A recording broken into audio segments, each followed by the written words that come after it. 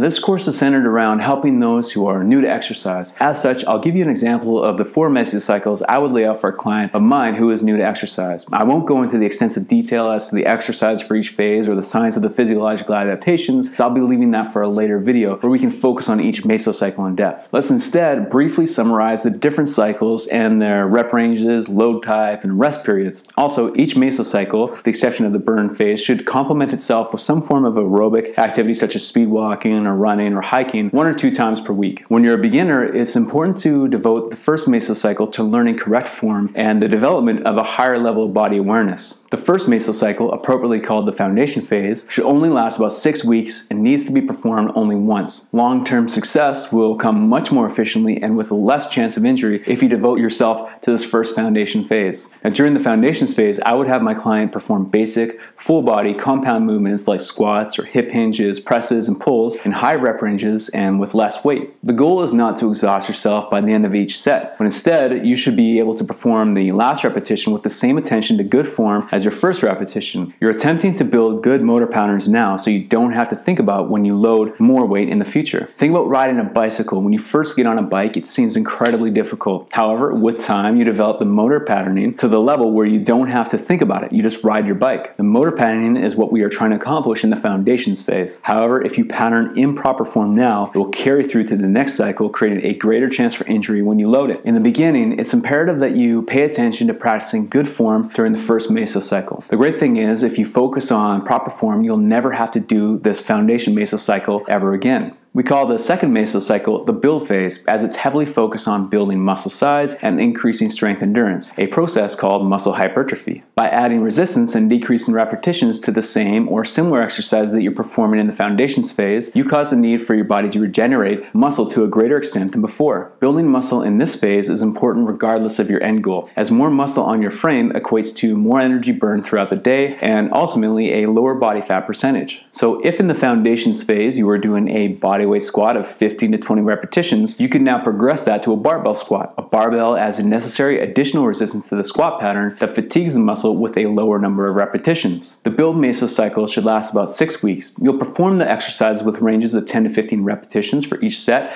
and rest times of 1 to 2 minutes between each set. The third phase is called the strength phase, and as the name implies, focuses on building strength and muscular force production. Although the build phase increases a person's strength, the primary adaptation is one of strength endurance or increased strength over increased time and repetitions. In the strength phase, however, the adaptation will be an increase in strength through less time and fewer contractions, or said another way, will be more weight through fewer repetitions. The strength phase causes the muscle fibers to get better at firing together in one contraction, creating the potential for more explosivity and power through dynamic movements in the future. You'll also likely notice your muscles feel more firm to the touch after completing this phase, as though the muscles were denser than before. This strength-focused mesocycle should last around 4 weeks and no longer than 6. Repetitions in the strength phase typically range from 2 to 6 reps. However, I always recommend keeping the reps between 5 and up to 8 the first time you go through the phase. Rest times between sets are also longer, between 2 to 3 minutes, as the extra weight is more taxing on the central nervous system and requires additional recovery time. The fourth and final mesocycle is called the metabolic phase, and this phase will have you drowning in sweat and breathing heavy. The high intensity of this phase is going to put all of that muscle you worked so hard for to good use, burning through fat much quicker than before. Now, you may have just heard that last part and ask, why don't I just skip right to the metabolic phase? It's important to know that the only way that this phase will work as well as it can is if you have built the necessary muscle mass and motor control in the first 3 phases. Think of it as a quarter-mile drag race. If you show up to the race with a 1998